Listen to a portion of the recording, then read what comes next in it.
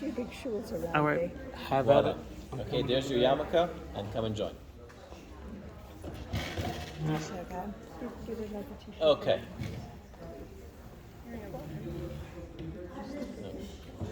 Make a tiny bit of space for me, Granny. And Gaby, make a little bit of space for me. Just push back a bit. Okay. All right. Okay. This is fine. Okay, so you heard all the introductions about. I don't think I mentioned earlier, I'm married, I have 11 kids, 15 grandkids. That's and fine. every week I'm somewhere She's not else. in the It's fine. Okay. Thanks, Pam. We got it covered. Too young.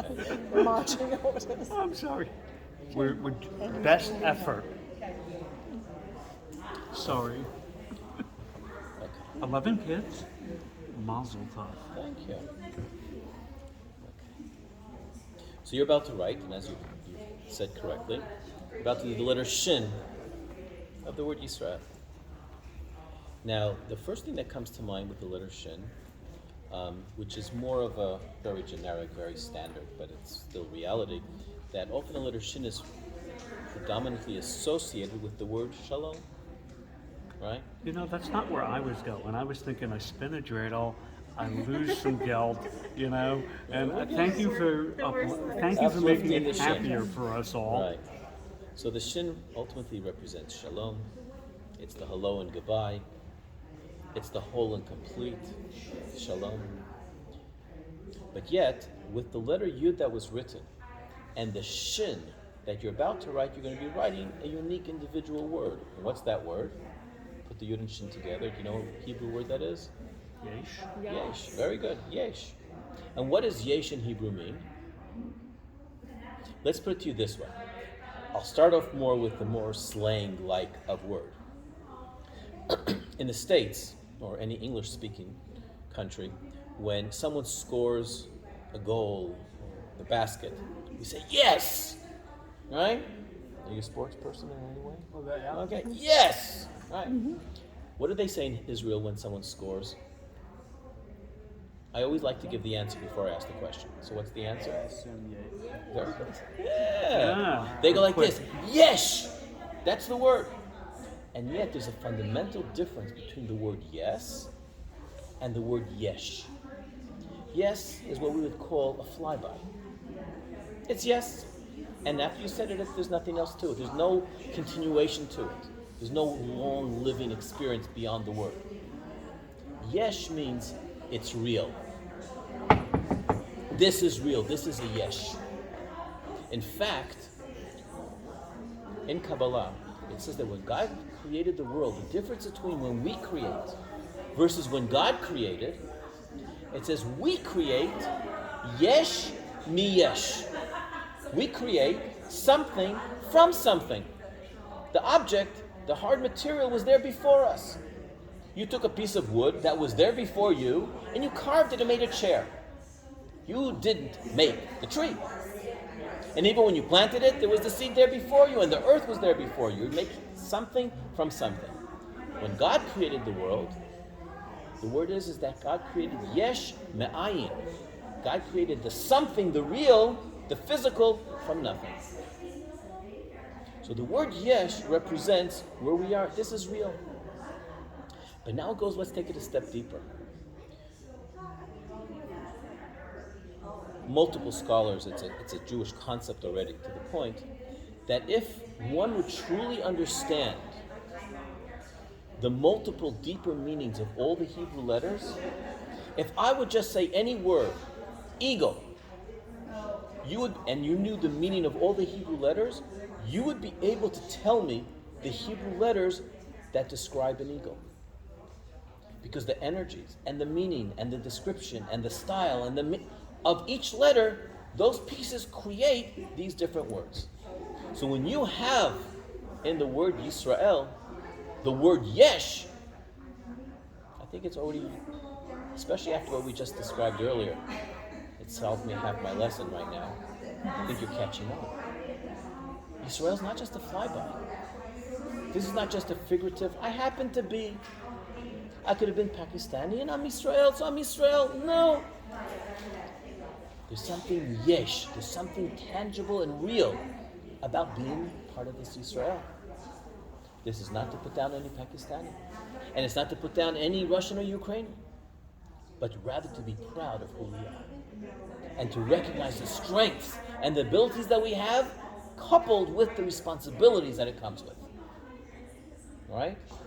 We tell our child, you're special, you're wonderful, you're great, you're the most unbelievable. Now let me tell you what I'm expecting from you.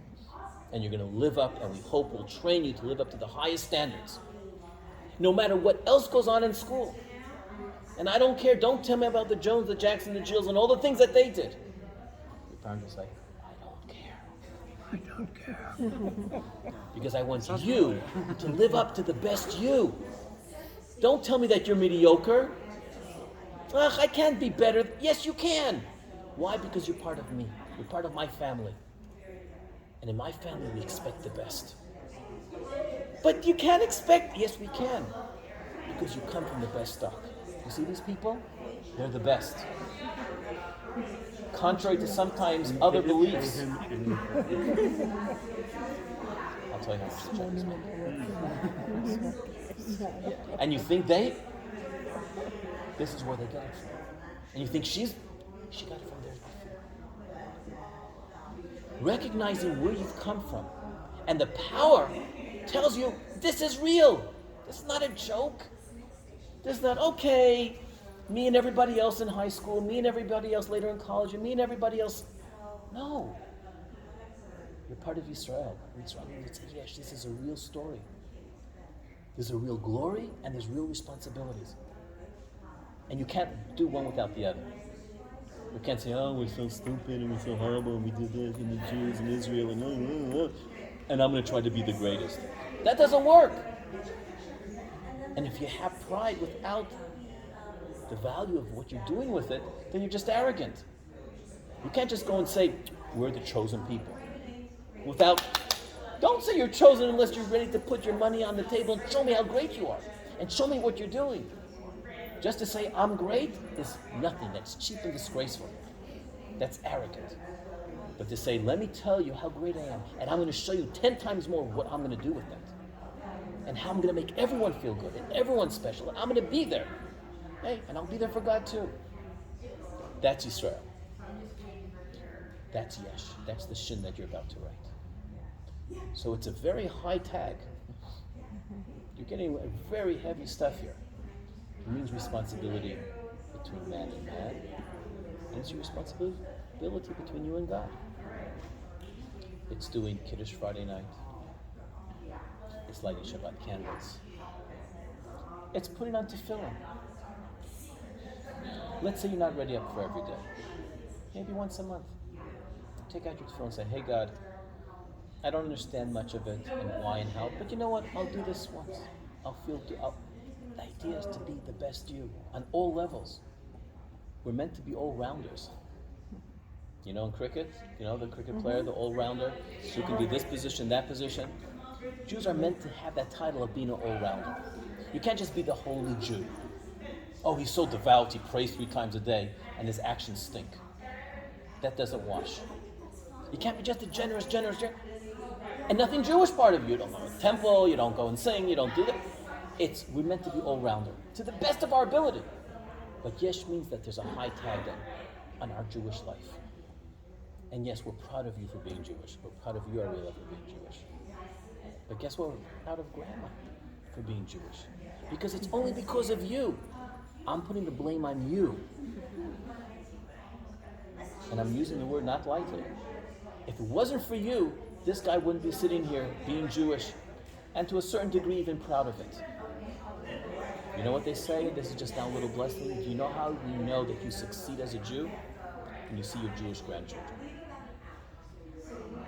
This is your success. This is your yesh. It's real. It's not just yes. It's real. So congratulations to you. So may you all be blessed, all of you. Knowing your credit, knowing your glory, knowing how wonderful you are. You're part of the greatest family on planet Earth. Not as an arrogant way, but because it comes with incredible responsibilities of which you can do.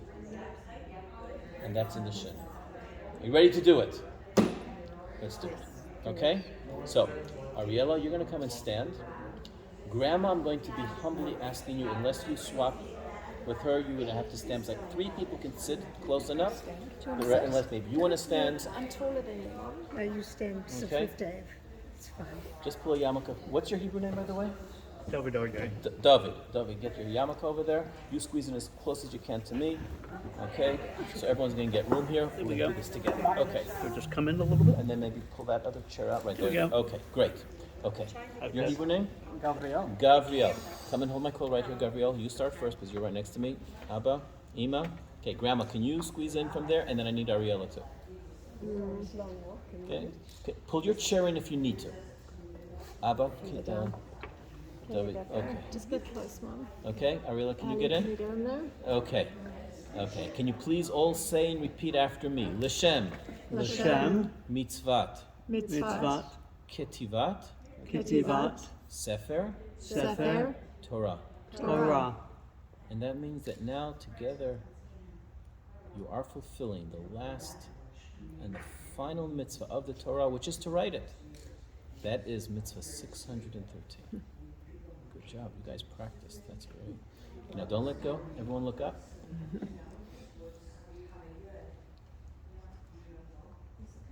Fantastic. Mazel tov to you. Congratulations. Thank you. Thank you. Baruch Hashem.